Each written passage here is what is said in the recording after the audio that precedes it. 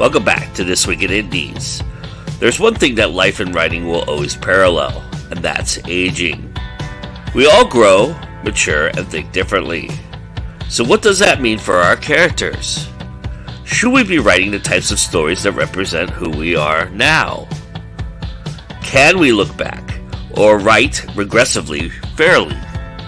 We'll discuss this and more with our roundtable discussion panel. Then C.L. Cannon will be along to bring us indie books that we might enjoy if we are fans of Matilda by Roald Dahl.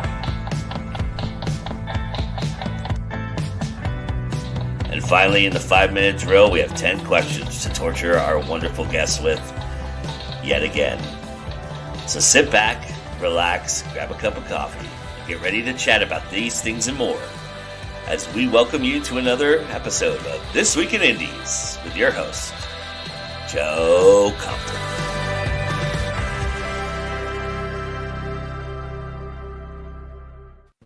Hello, everybody. Welcome to our show. It's nice to have you here. Thank you for being here. We have a great show ahead for you. We've got a lot of great conversation ahead. We're going to be talking about how we get older and what does that mean for our writing. So that should be a really great conversation with a great panel that I have. But first, as we've been doing this season and I've wanted to do, and I'm even floating their merch a little bit here today. But Falstaff Books and John Hartness, Darren Kennedy, and Patrick Duggan have a new Kickstarter out there. Well, it's not new. It's on almost to the end, and it really needs your help to finish it off. So we're going to run a little video from them, and then we'll get to talking with everybody else. So enjoy.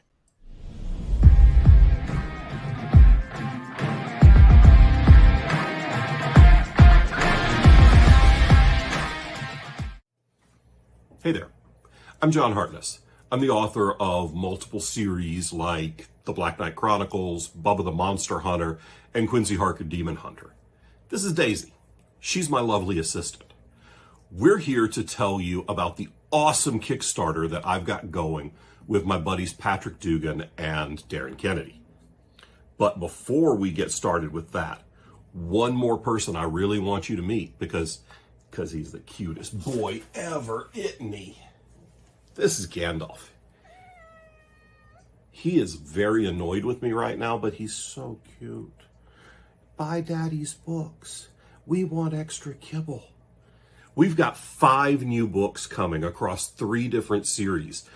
So strap in because you're in for a wild ride of rock and roll, witches, magic, heroes, dragons, and no cats. Hey guys, we need to add cats to all the books. But while we're working on that, you check out more about these awesome new books. Let's start with my contribution to this Kickstarter. As I said before, you may already be familiar with one or more of my long-running series, all of which are urban fantasy. All of those are set in the modern day, and they all share similar worlds filled with vampires, demons, and other things that go bump in the night. For my latest project, however, I went in a completely different direction. I love writing high fantasy, and I wanted to incorporate a lot of the structure and tropes that I loved in the books I read when I was young and the books I read today. Books by Tad Williams, Raymond Feist, Scott Lynch, Wesley Chu. So you take those high fantasy novels and you throw in my love of Akira Kurosawa's samurai films and the spaghetti westerns of the 1970s, and you'll get a good grasp of the direction I took with this, my latest book. The Seven, Unforgiven, is my high fantasy retelling of the classic Akira Kurosawa film, The Seven Samurai. It's a little bit Raymond Feist, a little bit Tad Williams, a spritz of Wesley Chu, and a big dash of Nicholas Eames' Kings of the Wild.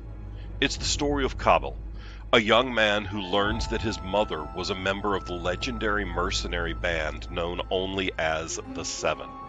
But it's how he finds out about her past that sends him on a quest for justice. She's murdered by one of her old companions. Now Kabil must find the remaining members of the Seven in order to hunt down one of their own and balance the scales for his mother's death. If he survives, he'll be a legend. But first, he has to survive. But like I said, I'm not in this alone. Our second author is my buddy Patrick Dugan.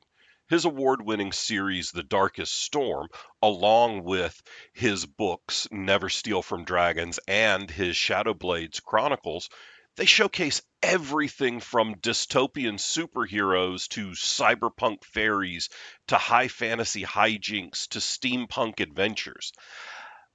But his new thing is super awesome, and I can't wait to tell you more about it. Stone Cold Witch is the first in Patrick's new series, Nexus Witch, an urban fantasy set in Asheville, North Carolina. It's the story of Jess Flood, an inexperienced elemental witch who splits her time between leading brewery tours and being a vital part of her coven. When one of the 9 members of her inner circle ends up dead in a Harris Teeter parking lot, Jess finds herself forced into battle against a demon lord bent on conquering humanity. She has to quickly master her magic and stop this fiend before he emerges from Asheville's Nexus portal and all hell literally breaks loose. To make things worse, there's a traitor in the coven. So instead of trusting the other witches to watch her back, Jess has to watch her own. Stone Cold Witch is in final edits as of the beginning of the Kickstarter, and Patrick is already hard at work on Book 2, which he hopes to release in fall of 2024. Last, but certainly not least, is Darren Kennedy's new book and series.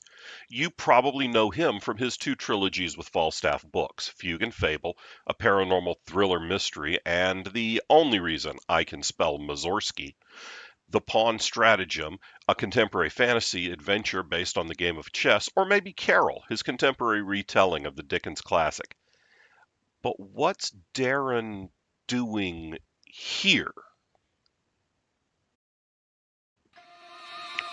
For the last 2 years, Darren has been hard at work on his Songs of the Ascendant series, and for this Kickstarter, he isn't just giving you 1 book, or even 2, but 3. Songs of the Ascendant is an 80s pop music-fueled contemporary fantasy that incorporates elements of many of his favorite fictional universes. It's the story of Ethan Harkreader, stage tech for the #1 pop star in the world, Rosemary Delacroix, the latest in a line of female warriors whose charge is to defend the world from darkness, and Persephone Snow, the imperiled pop star, that brings them together. As dark forces converge to abduct Persephone, Ethan inadvertently absorbs mystical power meant for Rosemary, and now the 2 of them must join forces to save Persephone. This trio from 3 different worlds are brought together in a crucible and forced to survive against everything the Ascendant world can throw at them. Sparks will fly, hearts will be broken, and heroes will be made. So that's it. We've got 3 authors, 5 awesome books, and we're ready to go. All we need is you.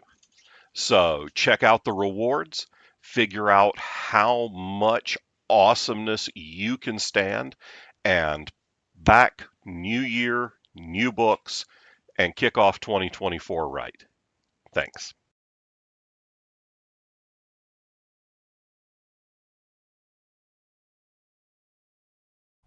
There you go, everybody. Go contribute and then get some awesome books. They've got some really great perks, hardcover copies, ebook copies, even an editing session with John Hartness. So if you need something edited, you contribute to the Kickstarter. He'll do it for well, not free. Obviously, you're contributing to the Kickstarter, but he'll do it for probably a good discount of his normal pricing for that. So everybody go check those out and get them over the hump. They're almost there. They're about 75% there. So let's help them get over the hump and do that. So if you see this and you want to contribute, every little dollar counts. So help them out and get yourself some nice swag in the process. All right. That being said, we are here, and I really appreciate my panel's infinite patience. John is a talker, so you just have to deal with it. But I feel like he did a really good job on that video, so I wasn't going to edit it down or anything. But that being said, welcome everybody. This is going to be a really fun topic, I think. It's something that I've been thinking about a lot as I turn the corner of a half century here in this world. So, yeah, I would love to talk about it. But first, let's have everybody introduce themselves. So I'm just going to go down the line how I see it. So that means, Anita, you're going to start us off. Hi, I'm Anita Stewart. I write under AF Stewart, all things dark and stabby, like this. This is my latest book, Fairy Tales and Nightmares.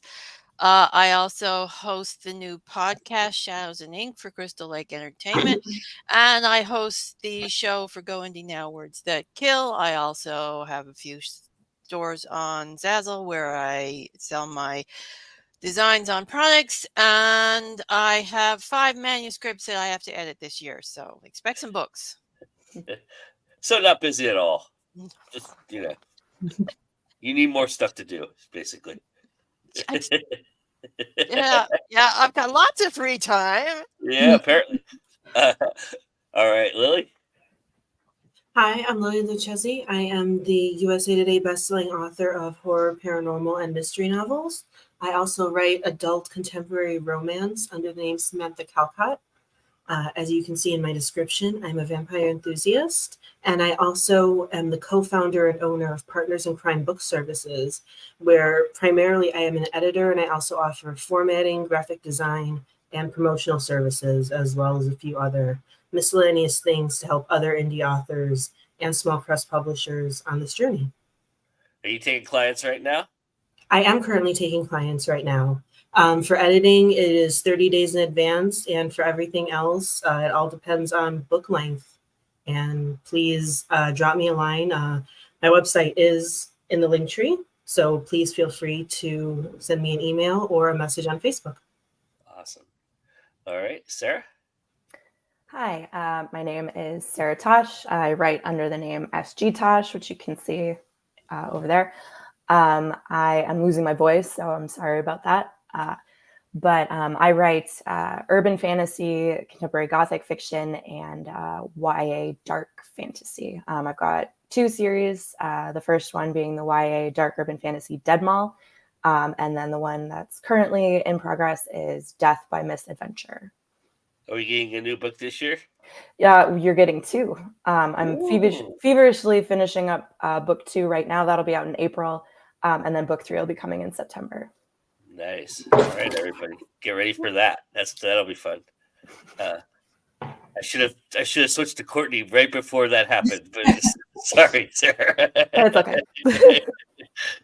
All right, look who we have. Miss CL Cannon's here, everybody. Hi, I am Courtney, aka CL Cannon. I do a lot of stuff here on Go Indie Now, like the Indie Connection and the monthly marketing tip. And anytime Joe wants to hang out, I just like to come on here and troll him sometimes when he's live. And I write fantasy and sci-fi, mostly YA fantasy and sci-fi. I dabble in some urban fantasy sometimes. I have a website called Fiction Atlas Press. It's my company. We do a lot of things for authors, including one-on-one marketing and group marketing, like builders. So you can build your social media or your newsletter or any type of marketing that you need to get your book out there. And yeah, that's all I've got today. I've had like 3 hours. Are you taking new clients right now? Are you taking Yes. new clients? I am taking clients for one-on-one marketing about the same as Lily, about 30 days out. For websites, I'm about 2 months booked out for WordPress websites, but everything else I have immediate openings for. Awesome. Cool. And I swear everybody's going to read the Indie Connection and think that we've connected kinetically on the topics, because it's kind of like I mean, Roald Dahl is kind of something from my childhood, so but it's like, but trust me, Courtney plans those out well in advance, so it just happens to be that we're on the same wavelength, everybody, which is cool, but it's just a coincidence, I promise. Uh, I mean, I don't think anybody would fault us if we did plan it that way, but I'm just saying it's a coincidence. Uh, A.L. Mengel's here. Hello, Andy. Nice to see you. Jessica's here. Support the Kickstarter.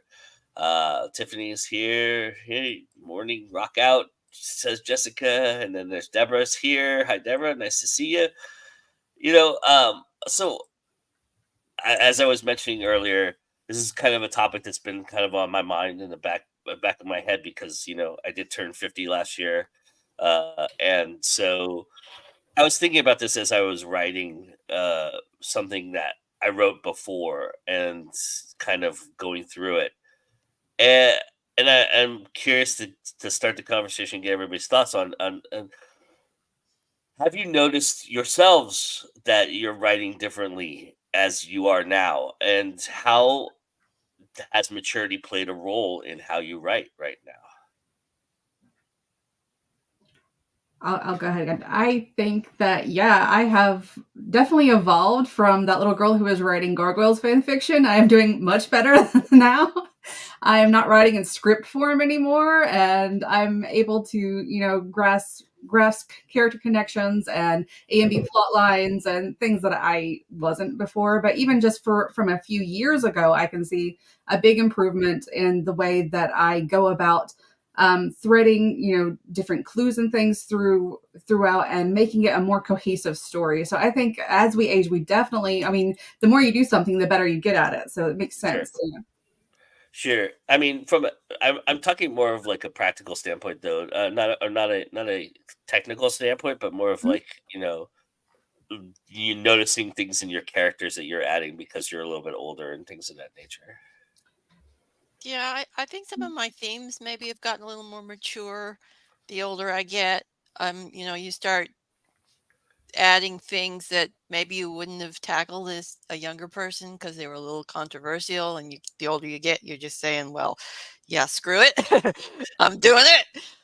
And so I'm doing that a lot more in the writing, like putting in more mature themes, exploring a little more social issues in some of the stories. I've actually been going back through my paranormal detective series. It turns 10 years old next year in 2025. So I want to do some events for it. So I've been going through the books and making notes on things that may need to be improved, changed. Of course, I'm no longer using my original editor. She actually doesn't even work anymore. So there's a lot of things that need to be technically spruce. But I found that I'm very proud of myself in that I was 21 years old when I published that. Almost 22. And at the time, my characters were a 200-year-old trapped in the body of a 25-year-old and a 50-year-old man. And I'm very proud of myself that at 21, I was able to capture those characters so well. But something I noticed as the series went on, I wrote the series for 4.5 years. So when the final book was released, I was about 26. And I noticed that I gave my characters a bit more depth for the reasons why they did what they did. Early on in the series, it was more someone got pissed off, someone got insulted, someone fell in love. Whereas now there's a lot of nuances. I think a lot of things, as I was growing up, getting more into politics, other things, those all bled into the maturity of my characters. Well, my characters didn't need to age and get more mature. I did. So they also seem to on the page. Makes sense. How about for you, Sarah? I think I can't really say that I've changed or started exploring more mature themes at the moment. I feel like those have been pretty consistent over I've only written 2 series, so they're pretty much the same. I think my characters from the work that I did before I published Dead Mall, certainly things have become a lot more 3-dimensional and spending a lot more time like building the characters' motivations, building the relationships, particularly when it comes to secondary characters, not just focusing on the main character and what they want and what they're doing. And actually writing Deadmau really helped because it is YA because the two main characters are 16. But there's also main characters that are 30 because it's multi POV. There's main characters that are 30 and then another character that is in his 60s. So that forced me to kind of try to see things from multiple generational perspectives. So writing that series, I think, really helped me a lot. That's interesting because, like, I think one of the things that is interesting is if we're writing, and we'll talk more about going backwards and writing younger characters, but writing different characters at different points in their lives, there's certain little nuances and things that we would add in there. Like, at 50 years old, I have things that hurt that never hurt before, right? And I have life experience, right? So I have some experience in some things. But do you find when you're writing in that in that space, when you're writing a 16-year-old versus a 30-year-old, that you're writing differently, that there's something inherently different about how you approach the writing aspect of that? Or is it the same, just adding the little nuances? I think it depends on the genre, but one of the things that I noticed, and you're going to understand that in the Paige Papillon series, I don't know if you remember, Vera is in the bathroom taking all of her pain medication. And Vera's only 31. I wrote that when I was 28, so I'm going to be her age this year. Well, she has pains from a very different, very monster hunting lifestyle. But Vera has been around before. People have seen Vera, and they've seen Vera when she didn't need all of that stuff. So when I was writing her, I realized, wait, Vera's older now. She needs to, so it made me stop and actually think about it. Whereas before, that wasn't something I ever had to consider. I never had to consider a healing factor, pain medication, nothing like that. Whereas then, I turn around and have Harley in the Coven series where, she doesn't need anything. That's not something I have to think about.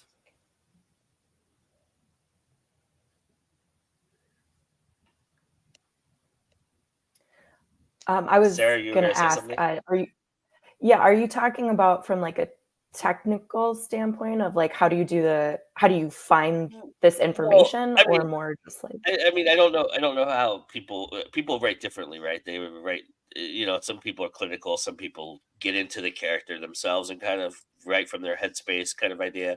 So all of that, I mean, are you in a different headspace when you're writing a character, or are you in a different technical aspect of writing a character? So yeah, I mean, I'm talking about all of it in terms of that. Okay. I guess I have to think about my answers still. I know that I'm going to go back to Deadmau because that's the most diverse character cast that I wrote. So yeah, that spanned from 16 to 60. And when I was writing 16, I think 16 was actually the harder one for me to write than older. This was 5 years ago. So I was already in my 30s when I was writing this. So the 30-year-olds were pretty straightforward. But, I've been, I guess, like, right now I'm in Vegas and I am part of writers groups, and the population's like skews older. So I'm actually around a lot of people in their 60s and above. So not from I can't feel their pains, but like they talk about that kind of stuff occasionally, and I'm interacting with them a lot, so I understand I have a better sense of an older mentality than a younger one. And to write the younger one, I actually had to go back and read my high school journals to understand how a 16-year-old's brain works, because I've forgotten how I felt back then. So it's probably I would say keeping a journal is really helpful. Even when you're 30, then when you're 60, you can go back and read about what you thought when you were 30, if you want to write a 30-year-old. And I just want to say, before Courtney and Anita answer the question, that I'm not asking anybody here to divulge their age or what group they're in. You're perfectly fine not to tell anybody that. Just because I did it, you don't have to do it, so don't worry about it. I know that's it sometimes could be a tricky subject with people. So, I'm not asking you to do that. We all understand that we're of adult age and a little bit older. So we'll just leave it at that. How about that? Sounds good. Anita, Courtney, did you guys want to answer the question? I think with my characters especially, it's all a matter of the way they view the world.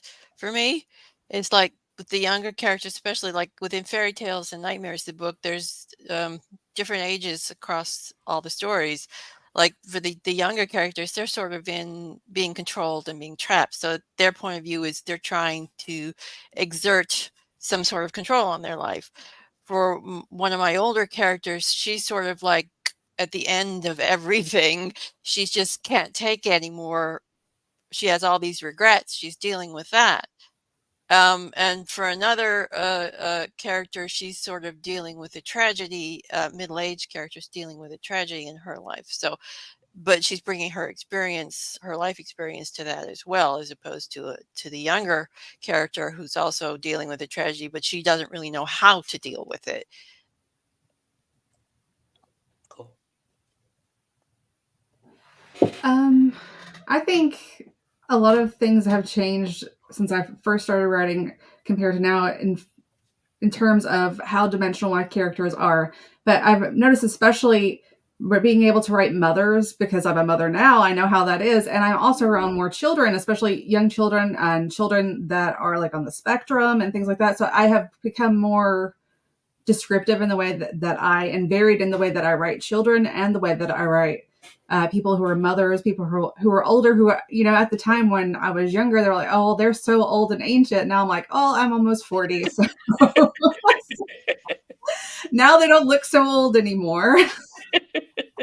So I think that those experiences have helped a lot, and knowing just how difficult it is to raise another human being, because you don't think about it as much when you're a child. You're like, I'm a breeze to get along with, and it's not always true. And there's so many other things behind besides just raising the child that you have to do. So mothers are they're onions. They're they have layers. So I'm going to go with the Shrek thing. Yeah, it's kind of funny. I was just thinking about when you said that about how I felt about people in their 50s when I was 20, and go, how old are these people? These people are ancient, right? I don't want to live that. I don't want to live that long because I don't want to look like an old doddering fool, right? And then you realize, yeah, I'm gonna hang on as long as I can. At this point, and 50 is not that bad anymore, No. But yeah, it's kind of funny how you have that perspective. Uh, A.L. Mengel has a lot to say here. He says that I found that my characters have drawn more from personal experiences than I have in my past. Writing has found its own purpose over time. I also spend more time crafting a book, digging more deeply into the story, the characters, and their motivations. That's a great point.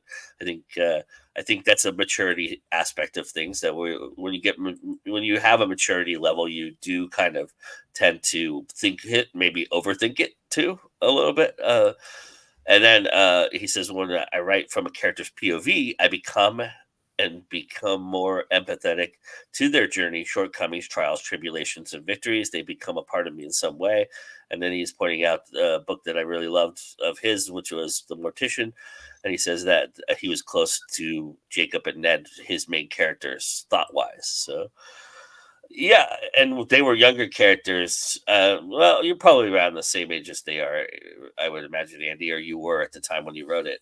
But the other thing, and Sarah, you kind of alluded to this, is going backwards and kind of writing from a different perspective in the past. And do you feel like you have to be in a mature place to go backwards a little bit, or do you feel, because if you had written a 16-year-old at 16, do you feel like it would probably look like your journal, right? A lot of like misrepresented thoughts and things that are not really coherent as far as reading from a book perspective, right?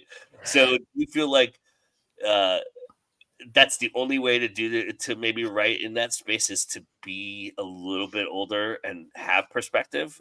Does perspective help when crafting a younger character for you? Since you referenced me, I'll go first. I definitely think so. I will say that reading over those old journal entries was extremely difficult and embarrassing. And I am, and those journals, because I've been writing my whole life, they had some like fiction in them too. And I'm just glad that, I didn't do anything with it at the time, because they were 16-year-old, 18, whatever, teenagers, main characters. And yeah, I mean, when you're that age, you don't know that you don't know everything. So you think you're really smart, or at least I did, and you're not. And so looking back and being able to like see the voice I was using and be able to understand the mentality of what I was back then, but actually being able to like see where I was incorrect, but still having all of those words and all of those feelings was really helpful. But yeah, I don't think I would be able to understand any of that back then. That being said, I think a 16-year-old can write a book. Maybe just not. It's going to be different, obviously. Yeah, I have to put Lily, a you started perspective really on young. this. Yeah, I started at 12 and was officially published by the time I was 21. And how Courtney mentioned, I am on the spectrum. So as me as a 12-year-old through teenager, I didn't really relate to other teenagers. All my friends were in their 20s and up. Even when I was like 17, 18, when we were living in Hollywood, my friends were still older than me. So when I was writing, I wasn't writing teenagers. I wasn't writing anything. I was writing people who acted and behaved like me, but I had behaved like a teenager, so I had to write adults. So when I was doing the Coven series, when I realized Harley was going to be 14 when she started, I thought about, other 14-year-old characters and books that I had read. I thought about, the people that I had known who were my age, whether they were at the school events, whatever. And I'm like, I still can't write like them. I can't put that as my main character. That's not a headspace. I can even I force myself to get into murderers, torturers, all types of crazy people. I couldn't get into a teenager's headspace. So instead I thought, wouldn't it have been nice when I was a teenager to read about a teenager who acted like me? So that's what I had gone and done as an adult, going back, writing a teenager, writing from my teenager's brain. Because I think people, the first thing I think of teenagers, I think of like Lizzie McGuire and, the little inner person in her head who was always panicking and, oh my God, no, the boys know this. That's not every teenager's experience. So what I wanted to do as an adult was showcase the teenager that I was and kind of show neurotypical people what they know is not everything. Cool. And I think that was something I was also only able to do as an adult. I couldn't have done that as a teenager. Because as a teenager, I wanted to write the adults. Yeah, and you didn't have a connection to teenagers as a teenager either. So that would have been real difficult to kind of get into that headspace. Like getting into Paige's headspace at that point probably would not have been a good idea. No, because she was kind of in that middle area. It took me being a little older than Paige to be able to write her as well. She's also very tweeny in her expressions and the way she interacts and things. She is. She's the little inner me that I didn't discover until I was older than her.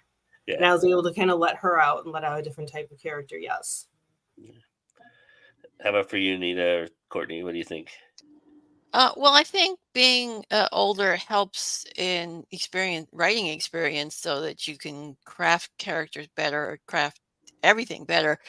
The more you write, the better you get, of course. But for me, I mean, most of my teenagers have either been killers or victims. So, yeah, I don't know how much nuance I've got in because I mean they're not typical teens. Any of my younger characters, probably. So, I mean, one of my favorite stories is it's not a teenager, it's even younger than that, maybe a tween or even younger. And she's just a budding little murderer waiting to happen. So, well, you did write an Alice in Wonderland retelling. Did you have yeah, that was a genocide of Wonderland story. So again, not a typical teenager. Okay, let me ask you this. Okay, you write in different eras, in different genres. Hmm. So you've written in you know Victorian England and things. Do you find teenagers are different in different eras? Um, I suppose in a certain amount of way because a lot of the unless you were rich, you grew up real fast in Victorian England. Yeah, So, especially if like, you're around murderers and murdering. I mean, I have written a couple of younger characters. Again, one of them was a murdering prostitute, serial killer in the making. Um, Two of them were orphans that got kidnapped by Krampus. So, I mean, they were they're not your typical teenagers, and they usually have traumatic and horrific life experience. So I guess a lot of my teen characters do tend to grow up a little faster and Mm. would have a slightly more mature. I mean, they're not like mature adults, but they do have like sort of a cynical outlook to them a little bit. And I would imagine 16-year-old Anita would have had a hard time with writing stuff like that. 16-year-old Anita was writing possessed samurai sword stories. So Okay, never mind. Yeah, you're just an anomaly in our world.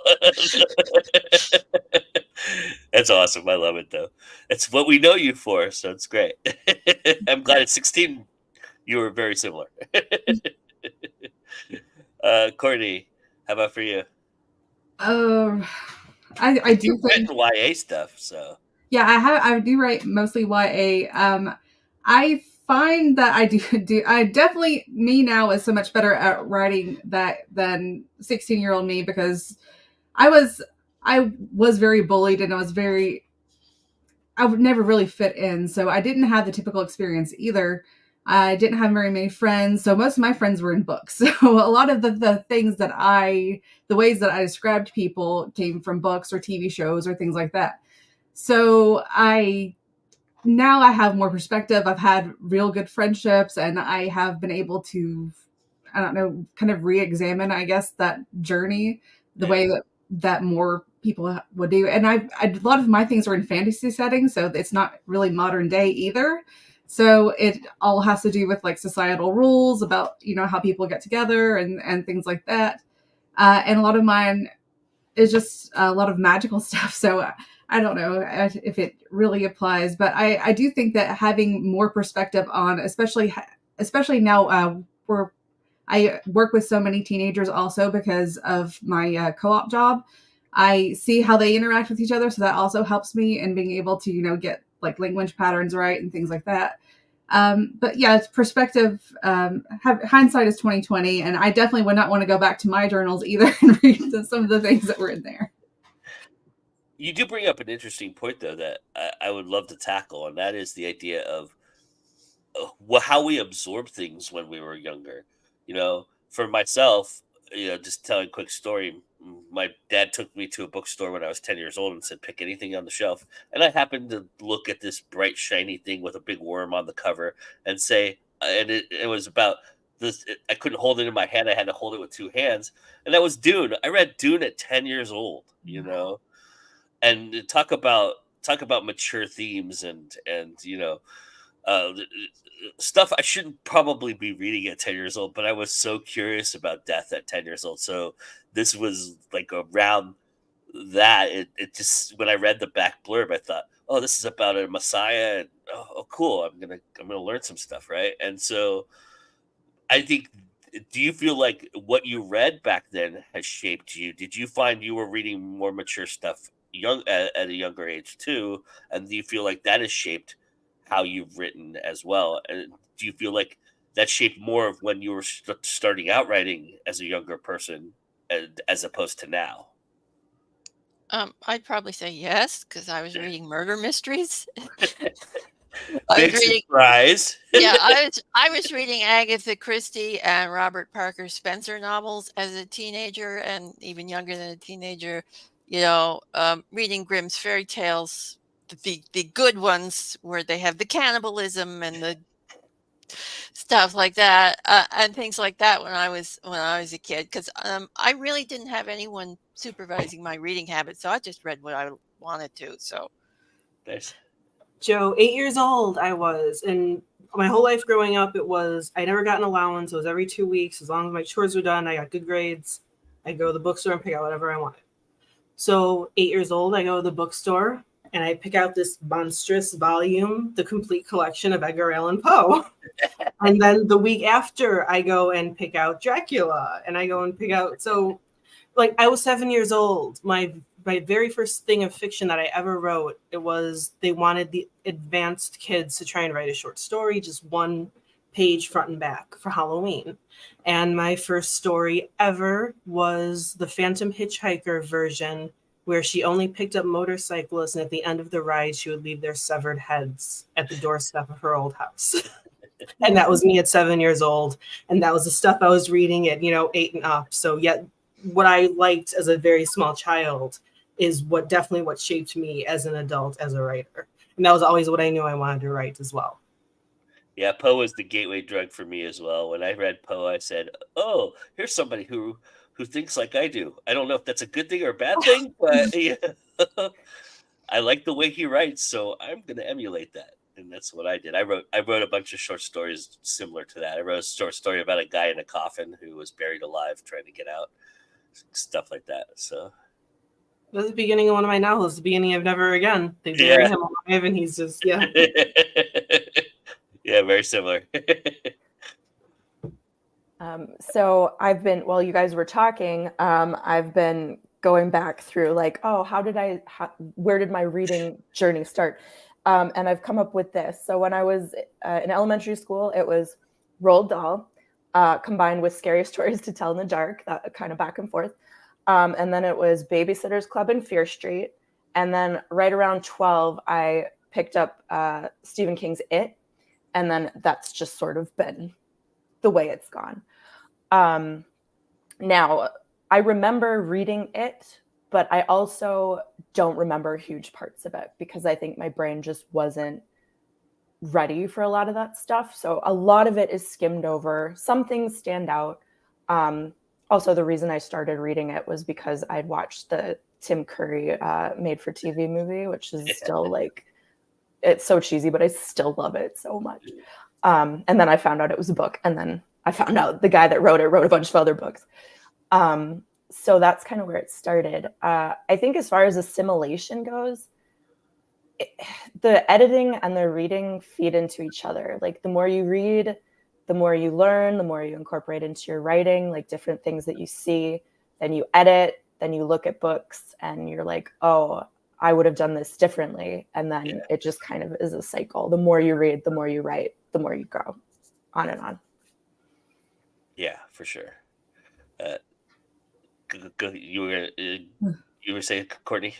I was just going to say, for me, I did not take so much horror. I did love Scary Stories to Tell in the Dark. I loved a lot of like the ghost stories, but when I got to true horror, I was just not ready for that at that age, although I really liked it when I got older. But I was always chasing adventure stories. So like one of the first big, like the hugest book that we had in our elementary library was called Amy's Eyes, and it was about 600 pages, and I was the only person in the school for like 10 years that had read it, had even checked it out. And I had to, you had to take the little AR like challenges or whatever on the computer. I passed it with 100 and they were like, okay, they gave me a pencil and everything. I thought it was like the coolest thing. And that like motivated me. I was like, okay, I can do this. I can read these huge books. So, I mean, I went on to read stuff like The Hobbit and then eventually Lord of the Rings. While I was still in middle school, I read that. And I got into a lot of research things like historical research. So historical fantasies, I read a lot of those. And so for me, it was always about chasing adventure. And I've always kind of stayed. I mean, I do read adult things, but I have always really enjoyed the young adult genre as just to read. And I love just all the ways that characters interact. I'm very big about character development. And there's so much of that in YA because it's always usually coming of age. So there's a lot of stuff, I guess, that interests my personality type. But that's, I guess, where I have evolved from. I guess. I don't know what I'm trying to say, Joe. No, it makes sense. It makes a lot of sense. Deborah says at 16, she only wrote poetry, very emotional poetry. I wrote all kinds of poetry and it was horrible. It was horrible. And then Aomengo says, I found that the topics I write about requires more maturity with respect to the writer. I thought I was ready when I was younger, but I wasn't. My skills had to further develop. And now I draw from experiences that I need to have for decades for characters of different ages. Where in The Mortician, I wrote Jacob as a small boy as well as a college student, and Ned as an older man. And Deborah says, after high school, I started writing down short stories in my early 30s, novels. And then Omega says, I took up painting when exploring the character Pedro, an artist to painter for Mona Lisa becoming a ghost. And then Deborah says, this year I'll be adding children's picture books of YA with high school characters to what I write. I'm 61, and I will write those for my grandchildren's age 12, 7, and 5. And Omega says, 10 years old. That's when I read. That's when I read Pet Cemetery and The Stand at 15 and The Witching Hour around the same time. And then I read a ton of Poe. Ballad of the Crypt Dancer was Poe inspired, and I had a dream of dancers being shoved into crypts alive, which became part of the story. And I loved fairy tales since before I could read, but didn't learn Grimm's until the library as a teenager. And Vanessa is here. Hi, Vanessa. Yeah, uh, yeah. It's very funny how we look back and see what influenced us and what we started with, right? So, and one of those happens to be the Indie Connection this week again. Hey, look, at least it's leading me into a good segue, right? So, but we have a great book for you to check out on the Indie Connection, one that I'm sure a lot of us are familiar with. If you're not, it's a series on Netflix, right, or something like that. Now they've Yeah. developed a series out of it, or It's something. on Broadway. It's everywhere. They've Yeah. done a bunch of stuff. Yeah, so you all will be familiar with this, and then we'll be back to talk some more. And then I'm getting ready to torture my guests. So everybody get excited about that. Here we go.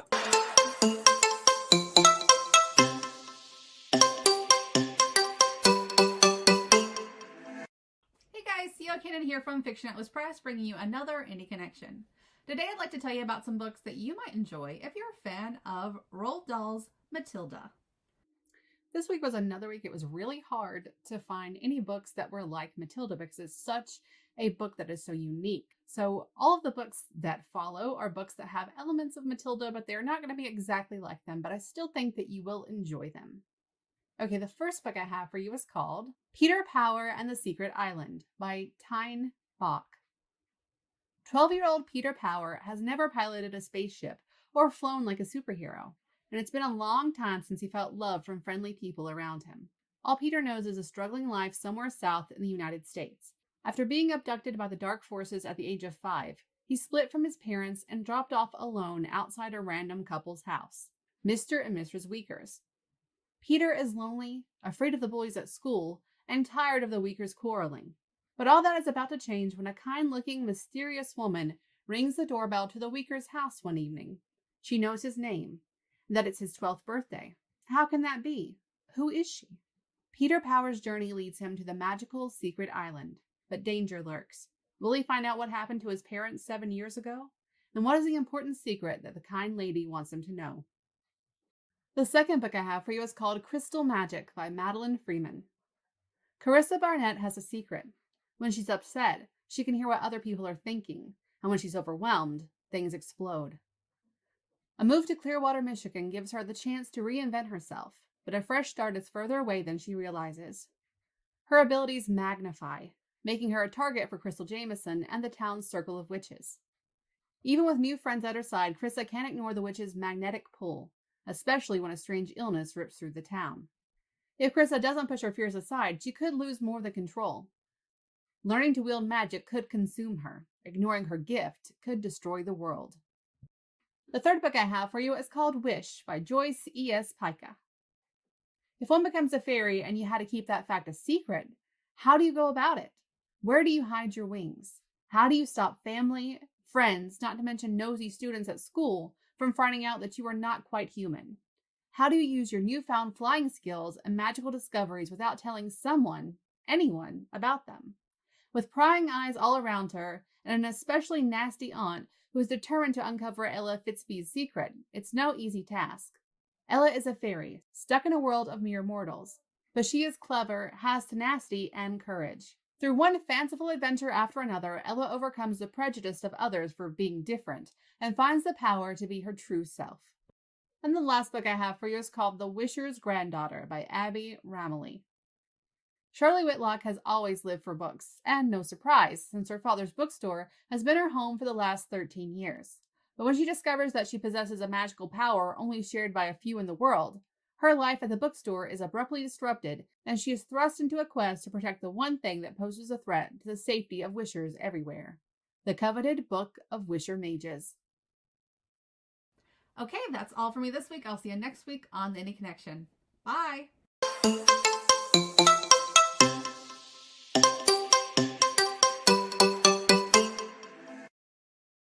As always, we're very grateful to Miss C.L. Cannon for providing that for us each and every week here on our show. Always great covers.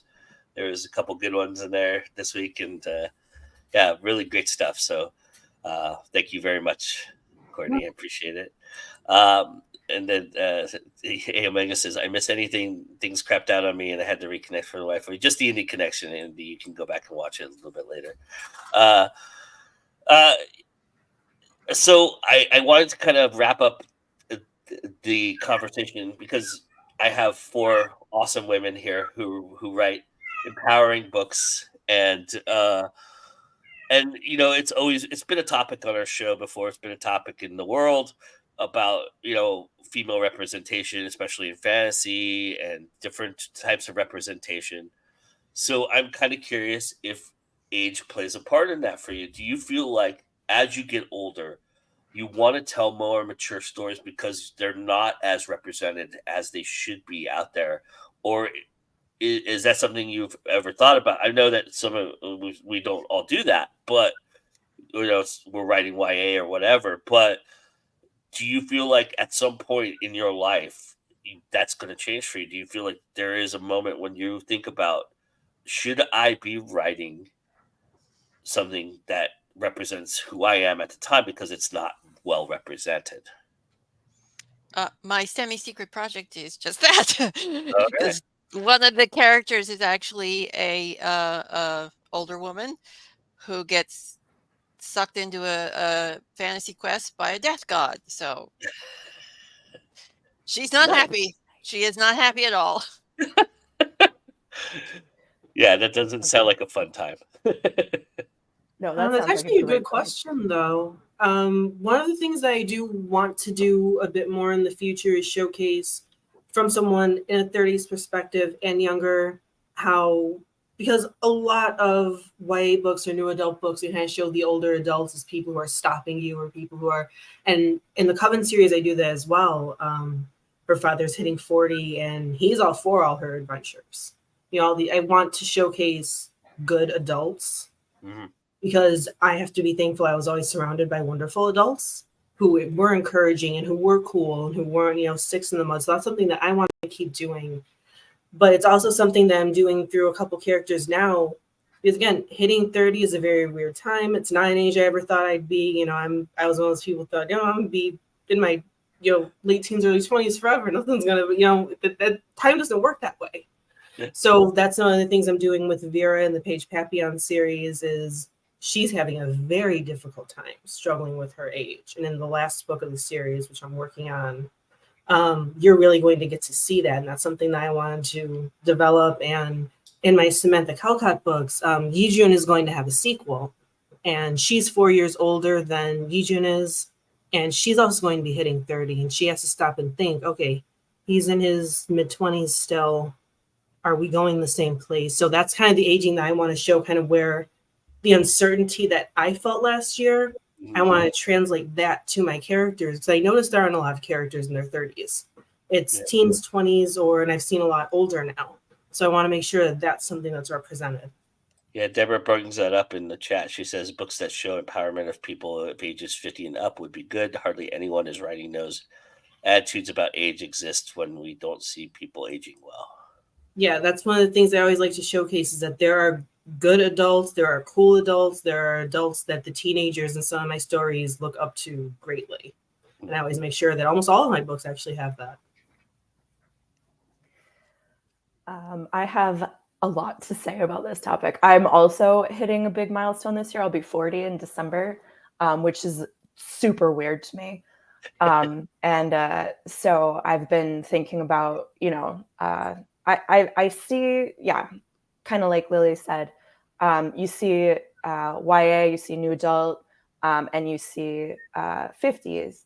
You see a little bit of, I wrote someone who's in their 30s, so I see it probably more than the average person because I've been reading it, but I haven't seen a lot of people in their 40s. That's kind of a gray area.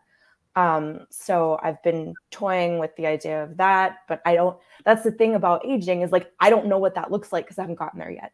So I know what 31 looks like, which is what my misadventure, she's in her 30s.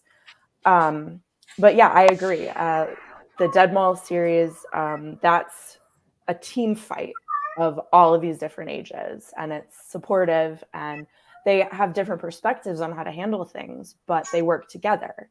That was really fun to write. And then Misadventure, I'm exploring a multi-generational family. It's, the main character is in her 30s. She's got a younger sister who's 25. And then her mom is in her 50s. So that's also a way I'm kind of looking to bridge as I age, kind of exploring those different ages, where I've been and where I'll be fairly soon. Repeat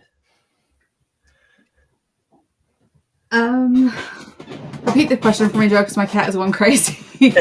Oh, is that your cat? It's my cat. No. She's begging for soft food, but she's already had it. So get it. I have one that's like it.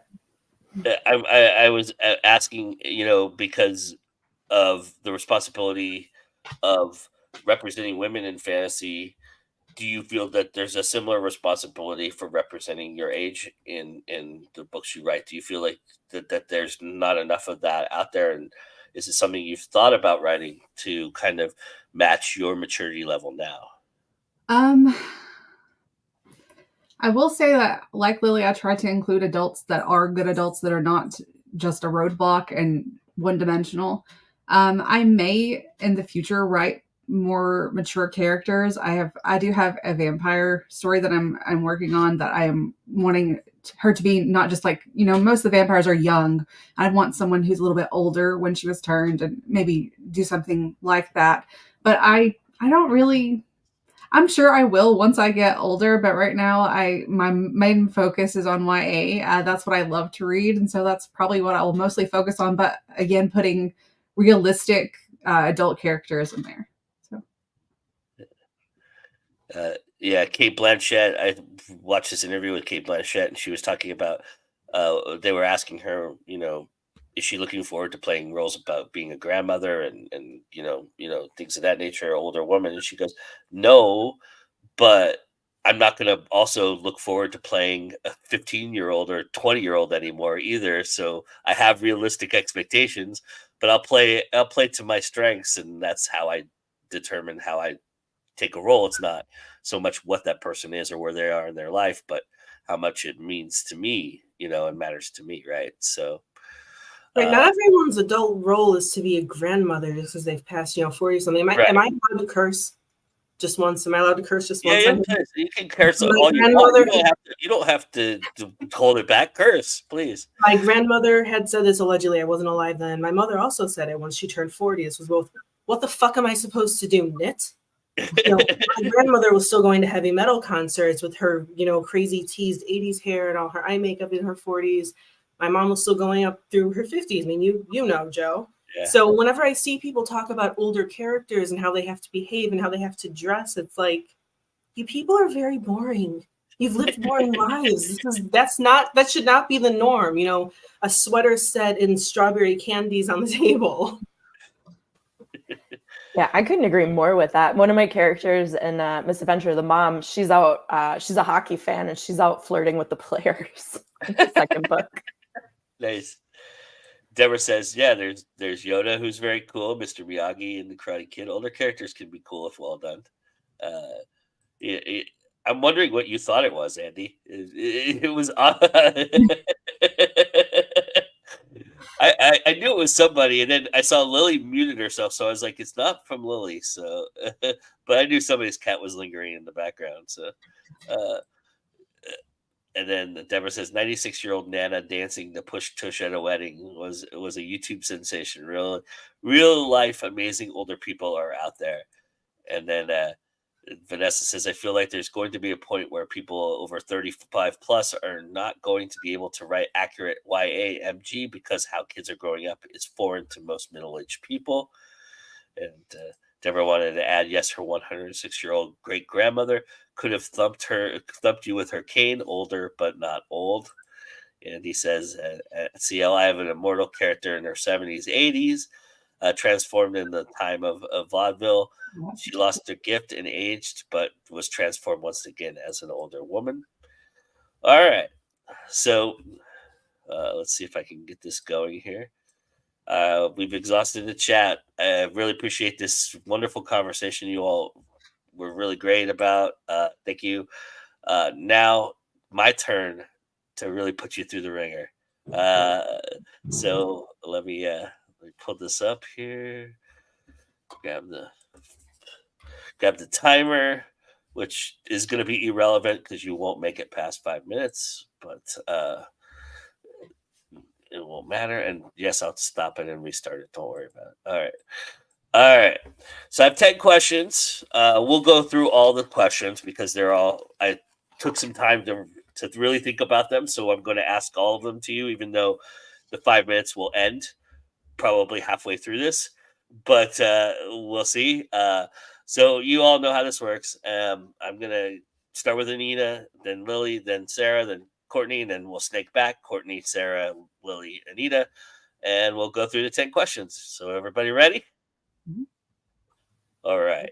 So Anita, what show, book, or movie that you liked as a kid has held up over the test of time? Ooh, I'm going to say MacGyver, which is probably not true, but it's still got the nostalgia for me. All right. Fair enough. Lily? Gargoyles, Pokemon, Sailor Moon, Cardcaptor Sakura.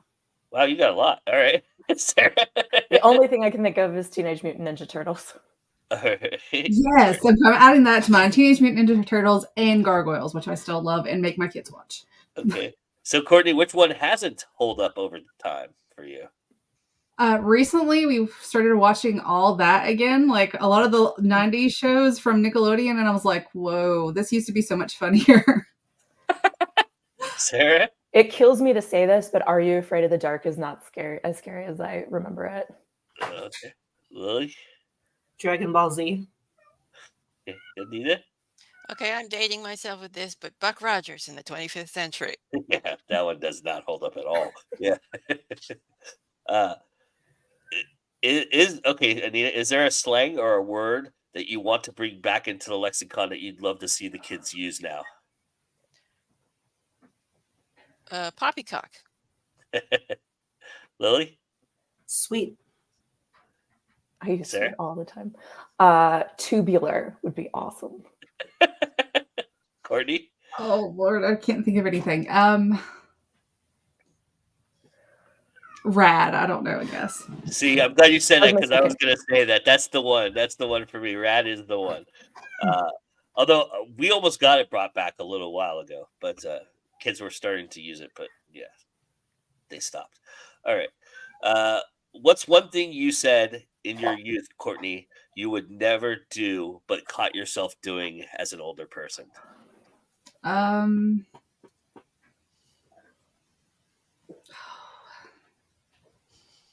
don't know.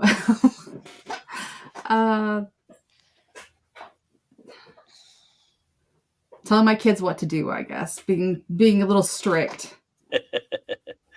Sarah?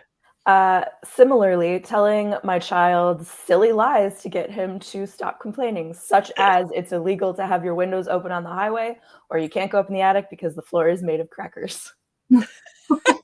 Those were actual lies my parents told us as children. Lily? Writing romance and setting a bedtime. Anita? Yeah, thinking strangers have to wear warmer outerwear in the winter, just like my mother. All right, Anita, what's one thing you miss about your youth? The stamina. Yeah. Lily? The stamina and my mom. Sarah? I'm going way back and riding my bike anywhere I needed to go. Nice. Courtney? The freedom to be able to stay up all night without consequences, reading books. All right, Courtney, what do you cherish more, being able to eat whatever you want or to say whatever you want? I'd rather say whatever I want. I'd rather Sarah? eat whatever I want. Lily? Eat for sure. Anita? Say whatever I want. All right, Anita, what music, movies, or books you didn't appreciate in your youth that you now get? Oh, I don't think there's anything. Okay, that's fair. Lily? Pop music. Please can't change my tune. Sarah? Oh man, I'm gonna have to pass. I can't think of anything. Okay, Courtney? I don't know if I can really say it's my youth, but I didn't really like Taylor Swift, and now I do. Does that count? Yeah. Oh, fine, I'd echo that. Yeah. All right. Courtney, if you could choose to be a youth in any generation that's ever existed, which one would you go back to? Probably the 80s. Sarah? I'm gonna say the 2010s because I don't understand it. Lily? And I'd like to. I was a youth in the 2010s. I'd like to go back to the late 80s and experience the music. Oh, Anita? Well, I was a youth in the 70s and 80s, and I'm fine with that decade. Thank you. All right. Fair enough. Hey, look, I am too. I would have said the same thing. Although I would have been fascinated to do like vaudeville times or something like that, something interesting. Yeah. I'm a student of history. No. That's what I was thinking. I was like, we're all women. We don't want to go back too much. No. Say, Yeah. can I be a man? No. Because Fair enough. Fair enough. All right. Okay, Anita, technology, is it going too fast, too slow, or just right? Actually, I think it's going just right. Lily? AI is too fast. Everything else is just right. Okay. Sarah? I think it was going too fast, but right now we're okay. Same like Lily. AI can stop, but everything else is doing just fine. Okay. So you guys did really well. This is the 10th question. You almost made it. My goal is to not have anybody complete this in 10 minutes this year. So don't feel bad. I am literally planning that to happen to everybody. So if you do this again, just know that you can take your time and that's fine. I don't care. Okay. I'm trying to figure out the last question I wrote here. Okay. Yeah. So, Courtney, one thing your younger self did for you that you now appreciate now as a person.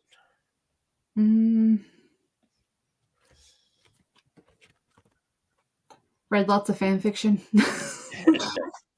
Sarah? When I was 18, my college roommate shamed me for not flossing, and I've flossed ever since. Fair enough. Lily? Was very curious about everything. That's awesome. Anita? Started reading comic books. Yeah, that's a good one. All right, y'all. So thank you so much for bearing with me and absorbing the torture. Y'all did very well. Thank you. All right. So let's go around the room and tell everybody where they can find you and how they can get in touch with you if they want to, incorporate your services for Courtney and Lily especially, or if Sarah and Anita, you're offering anything. So start us off, Courtney. Tell everybody where they can find you. You can find me at sealcanon.net or fiction-atlas.com, or you can go to the bio that I can't ever point to, somewhere down there, and you can find all of my links. I'm all over social media except for Snapchat. I need to do more stuff on TikTok. I'm going to try to be more present on TikTok this year. So follow me over there. And if you need any author services, like if you need to reach more people with your books, I've got a book fair going on. I've got a lot of spaces left in my Vela fair. We just did a charity anthology called Faith's Design that goes to Write Love on Her Arms. So if you want to get that, it's going to be going on sale next week for 99 cents. So that's me. Awesome. All right, Sarah? Yeah, I'm here. Yes, got it. It's so weird. sgtosh.com. That's where you can find all my stuff. If you are in Las Vegas, I host a writers group with Sin City Writers every Tuesday at 6 p.m. That info is on my website as well. And, I'm on all the Facebook, Instagram, and kind of TikTok. I'm not on whatever we're calling Twitter now anymore much. But yeah, you can always message me at any of those places too. Nice. All right, Lily? I'm now realizing there's a typo on my link tree. I apologize. To be fair, I'm not a morning person. Anyway, you can find me at the link tree. Please just add that extra L right there. You can It's find me right in the description. So I am also not as much on X. I am active very much on Facebook and Instagram. And you can find all of my services at Partners in Crime Book Services. I'm actually faster to answer on Facebook than I am through the website, simply due to how things are delivered to me. I welcome any clients, any genre, any subgenre. And for authors also, I currently have space for 2 more people in a dark, I don't want to call it dark romance or dark horror because it can go in either direction, box set. Basically, be as depraved as you possibly can are the instructions. So please message me if you'd like to be a part of that. And please look forward to the last 2 books in the Paige Papillon Paranormal Mystery Series coming hopefully by the summer. nice. All right, Anita? Okay, you can find me at afstewart.ca. My Zazzle stores are there. You can also find my direct sales store now on Lemon Squeezy and over on Story Origin. And the Shadow Sneak podcast is on Podbean and other podcast apps. There's a list over there on Podbean. And I have a Facebook group, AF Stewart's Minions, and I'm over on TikTok now a little bit. And I've got my YouTube channel where I post my author advice and my writing updates. Nice. And I'm Joe Compton, and this is Going Now. Congratulations, you found us. Thank you so much for being here. We really appreciate it. Hit the like button, smash that like button, subscribe, comment, do all those wonderful things you do to help us get seen, help these artists get seen, and yes, contribute to the Kickstarter that we featured here at the beginning of the show. The links to everybody here, including the Kickstarter, is in the description right now, so you can go ahead and click on those and check those out and to get some wonderful things, books, and the like. And that being said, we have a lot of great stuff going on. I am also trying to be more active on TikTok. I have posted a few Slam Dance red carpet interviews I've done there. So if you're on TikTok, we're at Going Now. And you can check out those videos. Also, I'll be posting. I have 22 more to go, so everybody get ready. So I'm gonna be posting a lot of stuff from Slam Dance my weekend there, and so I have a lot of interviews with a lot of great filmmakers and a lot of great stuff going on. We also this Friday, myself and Vanessa Junta will be doing late night news. So, and you'll see Courtney on there as well with another marketing tip, and we'll be doing that this Friday, so come hang out with us there at 10 o'clock. And then 21 Grams and This Week in Indies are back, and we'll be doing all of that wonderful stuff throughout the year. So, as far as aging goes and this topic, I think Stephen King says it best. I'm going to find a way to incorporate that graphic into every show I do. With that being said, it's always time to go into now. We'll see you guys later. Thanks a lot, guys.